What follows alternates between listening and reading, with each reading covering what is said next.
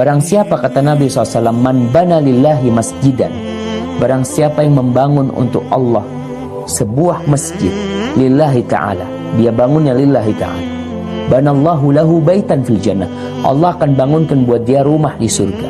Ketika kita membangun sebuah masjid, walaupun hanya sekedar kita sumbang satu sak, itu yang kita sumbangkan, insya Allah bila engkau ikhlas lillahi ta'ala, Allah sudah bangunkan buat engkau rumah di sisinya.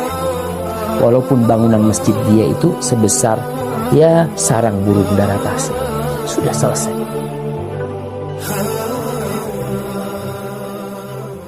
Ada orang teman-teman yang panen pahala seluruh makmum, muazzin sama imam. Siapa dia? Yang membangun masjid. Bagaimana bangun masjid kalau tidak punya harta? Kan susah. Saya bisa bangun masjid Ustaz, tapi saya nyumbang 10.000, 100.000. Iya. Apakah sama pahalanya dengan orang yang nyumbang 100 juta, 500 juta? Atau dia bangun masjid sendiri dari dia? Mungkin sekarang kalau Anda belum punya uang sebesar itu, Anda akan mengatakan bagaimana caranya. Jangan tanya bagaimana caranya. Berdoa sama Allah, order sama Allah, ikhtiar setelahnya. Allah akan kasih nanti. Kita nggak usah pakai akal kita sebagai manusia, susah. Ya. Akal itu hanya pelengkap iman, bukan akal mengontrol iman. Susah. Ya. Kalau kita pakai akal mengontrol iman, lagi hujan, nggak usah ke masjid deh. Ya. Karena akalnya cuma gerimis sedikit. Kalau hujan lebat mungkin ada dalil masalah itu, ya. Atau sakit sedikit, sudahlah, inilah, itulah, gitu kan. Kita jadi kalau akal mengontrol iman seperti itu. Oleh karena itu teman-teman sekalian, orang yang membangun masjid akan panen semua pahalanya. Dan bukan cuma orang yang sholat, yang sedang sholat di waktu itu. 5 waktu sholat dan setiap harinya, selama masjid itu masih berfungsi. Sabda Nabi SAW dalam hadis riwayat Ibnu Majah dengan sanad sahih, ya, dari hadis Jabir bin Abdullah radhiyallahu anhuma. Nah, kita bilang radhiyallahu anhuma karena Jabir bin Abdullah dua-duanya sahabat.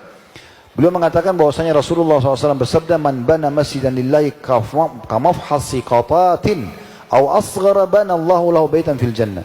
Sampai membangun masjid untuk Allah, ya, seperti atau sebesar sarang burung. Kalau burung kecil membuat sarang kecil untuk dia saja, seperti itu saja tempat dia bertelur, atau lebih kecil dari itu, maka Allah akan bangunkan baginya istana di surga. Baik, bagaimana memahami hadis ini? Maksudnya kalau ada orang tidak punya kemampuan kecuali nyumbang sedikit, nyumbang sedikit. Tapi kalau kita bertemu antara si A sama si B, dua-duanya ikhlas karena Allah, tapi si A menyumbang dengan 10.000 rupiah, si B menyumbang dengan 100 juta rupiah, maka pasti saja si B lebih besar secara kuantitas, kan? Kita bicara keikhlasannya sama, ya. Maka seperti itulah. Jadi makin besar yang kita, atau kalau kita bangun masjid, maka makin besar pahala yang bisa kita dapatkan. Dan bangun masjid berhubungan dengan masalah harta.